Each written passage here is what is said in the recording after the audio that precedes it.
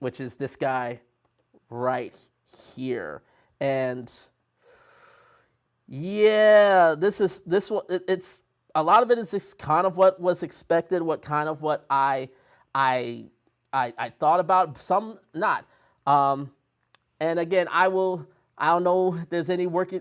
I don't know if any of you guys are working DPs that are in my channel that may be potentially on for this. But if you did, there is a pre-order link right there where you guys can go look at the Sony Burano as well. But let's talk about this beast of a camera, because I agree. Like the things that people were saying before, I agree. This thing is going to sell like hotcakes. In the high-end documentary, in the high-end cinema, I'm going to tell you right now, this camera is going to do for Sony regards in relationships with their Venice and their CineAlta line. It is going to do what the Alexa Mini did for the original Alexa, where it's like this thing came out and it just took over everything. And that's what I truly think we're going to see. So this is Sony's new full-frame 8K cinema powerhouse beast of a camera. So let's look at some of the, so now it's going to be able to come with a PL, and then behind that PL mount is an E-mount system. So that is going to be cool. It is the first of its, of the terms of the CineAlta. I'm talking specifically CineAlta, not FX6.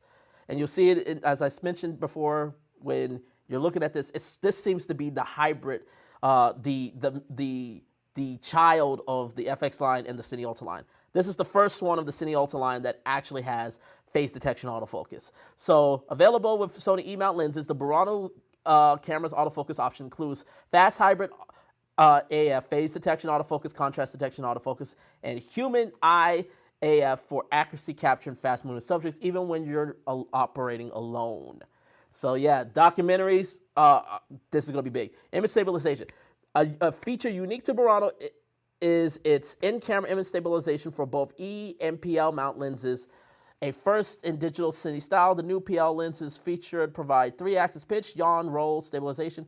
The E-mount lenses benefits from 5-axis pitch, yaw, roll stabilization from active, standard, and off settings. So that, again, that sounds like it is an electronic stabilization. I don't know if it's an in-body stabilization. Let's see what, if somebody can find out about it, let me know. A variable ND filter. Again, this is a first for the CineAlta line. A built-in electronically variable ND enables solo operators to quickly and easily adjust their exposure when faced with challenging runs. Again, the Venice has the traditional mechanical analog ND system, filter tray, which some people, a lot of DPs still prefer, because with analog, things can go awry. If something was to go awry, you can fix it. If electronic NDs go awry, electronic goes awry, you're kind of out of a camera. So that's the only. So it will be interesting to see what high-end DPs think of that. I love that. I think it's a great thing to have. So the latitude, the dynamic range. The Burano's 8.6K sensor provides a massive 16 stops of dynamic range, producing phenomenal images. So they're saying 16 stops. Obviously, Gerald and Dunn, Cine D, and all the other people that do these tests, we'll get to see. At the end of the day, if you have 12 stops of dynamic range, if you got 12 good usable stops of dynamic range, you're good.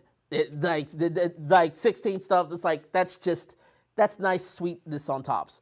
It's going to have a dual base of ISO at 800, 3200, versatile frame rate. So now it will be able to shoot. Here's the frame rates options. Burano supports multiple resolutions and frame rates, including full frame 8.6K at 30 frames a second, full frame cropped 6K at 60. Wait, what? Full.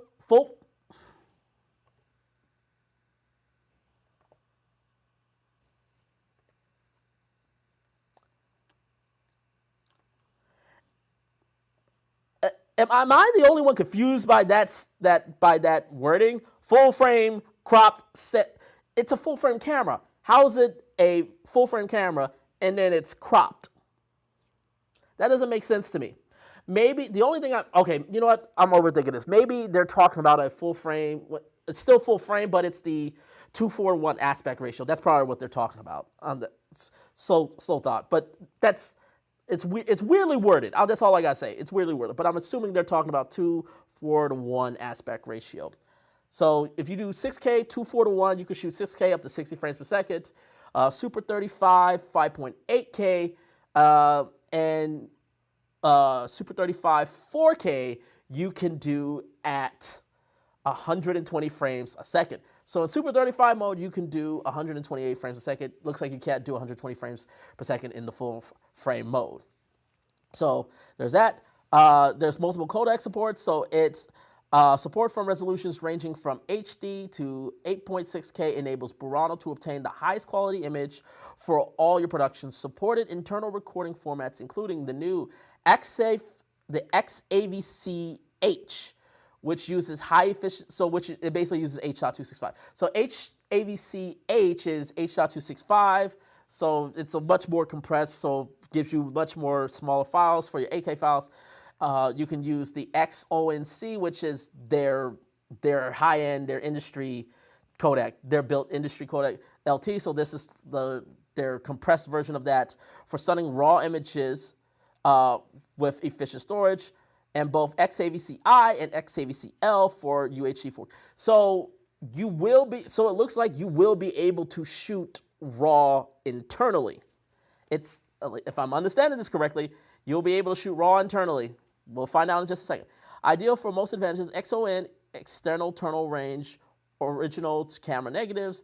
Codec combines 16-bit precision with moderate bit rates to produce amazing color reproductions using manageable file size. XOCN is supported for multiple resolution frame rates up to 8.6K at 16:9, 30 frames per second.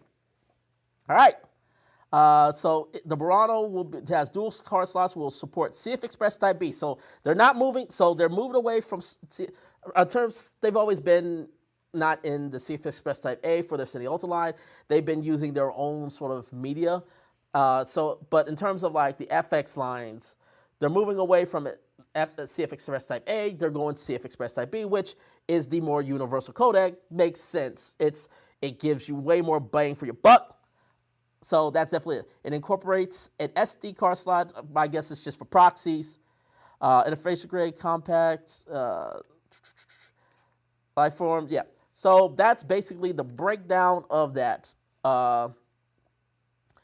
And then, of course, the price is $25,000.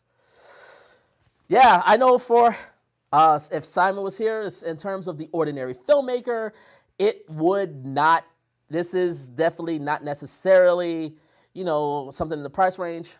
But as a working cinematographer, I can tell you right now, I know there's a bunch of TPs that I know that are licking their chops to get this camera. And they probably will get it. Because, you're in the price range of like a Red V Raptor. So you are shooting 8K just like the Red V Raptor.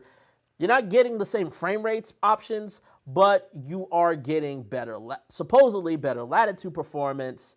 You are getting the same color science that is in the Sony Venice, which the Venice has been very, very popular.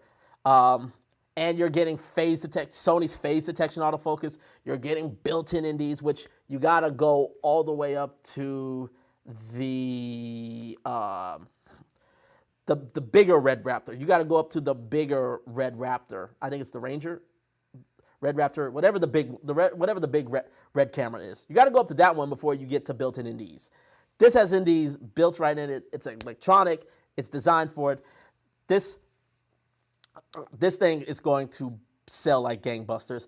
Rental houses are going to flood. I guarantee you rental houses are going to flood to get this camera. I think a bunch of independent filmmakers are going to get it. This is definitely going to, Sony's going to dominate the cinema market with this one.